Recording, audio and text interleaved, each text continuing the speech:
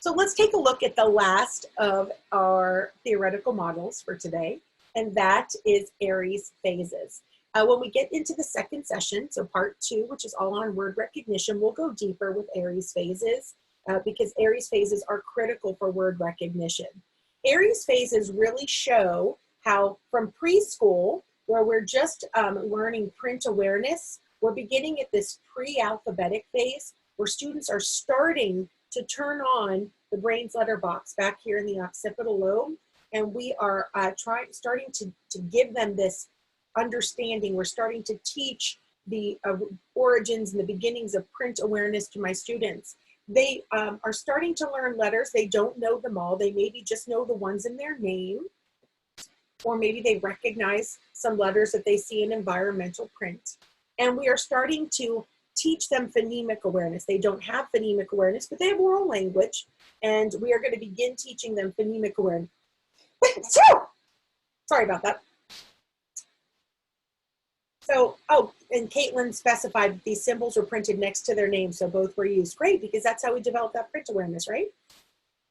So that's all really helpful for that pre-alphabetic phase, as we're starting to help them to develop awareness of letters, but also awareness that the words that they use daily in their language actually are made up of sounds. So maybe we'll play with things at this phase with segmenting and blending syllables.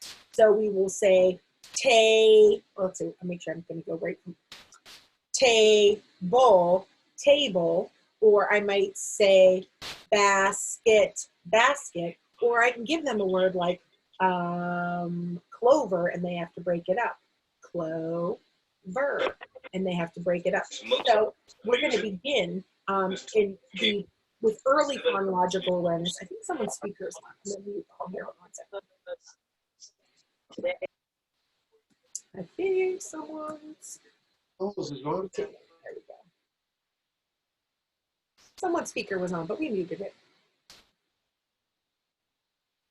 So it's really important in the pre-alphabetic phase, and this is why we need to know these phases, that we're teaching phonological awareness, that we're teaching letter-sound correspondences, that we're starting to teach the letter names and what they look like. So we're practicing some, maybe playing with skywriting or writing in sand, because our students are starting to pay attention to and tune into print. As we move into the early partial alphabetic phase, our students are starting to develop some phonemic awareness. They are starting to get some phoneme-grapheme correspondences, but it's very, very new.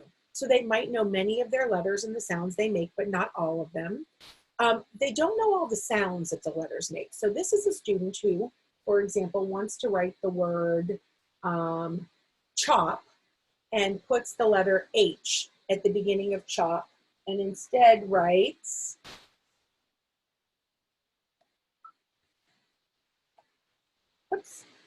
hop.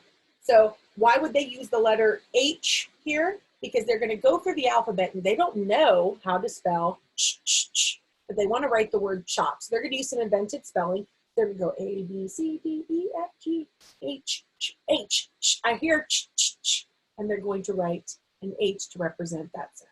Or maybe they just do HP, because maybe they don't hear the vowel sound, in which case I'm going to help them hear those vowel sounds by teaching them ch, to break that apart. Okay, and so my students have very minimal decoding ability at this phase, but they're just starting to learn the rules. And so I don't want to have this limited by an age. I mean, typically, this is my students in kindergarten, but that isn't always the case. I've worked with third graders who were in the early or partial alphabetic phase before. What I need to know then is I need to strengthen their phonemic awareness skills. I need to teach them the sounds the letters make, not just the names, but the sounds that those letters make. And I need to teach phonics rules. They need to be practicing decoding and reading those words in decodable text. Moving into later full alphabetic is where my kids are fully engrossed. My students are getting a lot of instruction in phonics and then using that in their connected text. They're building their oral language vocabulary. I'm teaching a lot more phonemic awareness, and they're starting to grow their ability to code words. Now, why am I growing their oral language vocabulary at the same time? because it's easier to decode the words when I've heard them before. I had to have heard these words because now when I decode them, I've got something to stick to in my temporal lobe, right? Because remember, we think about, we look at all the letters, we connect it to the sounds, and we work through the word, but then we think, is this a word I've heard before? What do I know about this word? And then does it make sense? So I need to give them some oral language here to connect to. And then as we move into consolidated alphabetic, and that's the goal, is to get my kids to consolidated alphabetic by 3rd grade, is within consolidated alphabetic, my kids are, their brains are pattern-seeking self-teaching mechanisms because they have learned the rules of phonics and they are applying them to other words that they may have never seen or been exposed to before. So they've learned, for example, syllable types and they're applying this. They've learned some morphemes. They've learned the basic phonics rules and they're applying these to words they've never seen before. And this makes them much more proficient and automatic decoders. And so now we're thinking, these are our students who are decoding proficiently. They're using context to confirm or disconfirm that the words read are the word that they are trying to decode. And they're looking for patterns and applying it to words they've never seen. And the reading lab in At a Loss for Words really talks about how when students hit this consolidated alphabetic phase, they can decode words they've never seen before because they have these rules, these skills to tap into, to apply. So they're toolboxes for it. So our goal is to get our students to consolidated alphabetic. But what you need to know is you can't skip a phase. So if I have a 5th grader in early alphabetic, I can get them to consolidated alphabetic by the end of 5th grade, but we have to work our way through full alphabetic to move to consolidated alphabetic. You don't skip phases. So it's really important to see how we tap into each of these.